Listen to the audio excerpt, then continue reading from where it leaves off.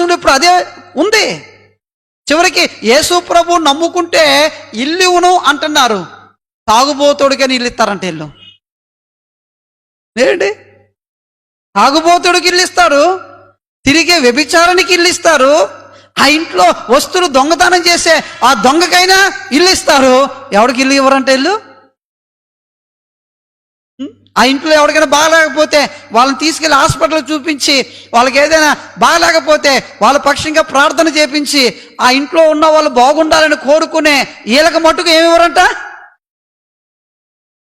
మా వీధిలోనే 2 ఇళ్ళకి వెళ్తే మీరు యేసుప్రభువు నమ్ముకున్నారైతే ఇవ్వమంటున్నారు. ఏమో గొంగల పురుగునైనా ఇంట్లో రానిస్తారు కానీ మారిన సీతాకోకను మటుకు ఇంట్లోకి రానిచ్చేటట్టు కనబడతలేదు వీళ్ళు. సమాజం కనీసం మానవత్వపు విలువలైనా మనిషి లోపల పనిచేయాలి కదా.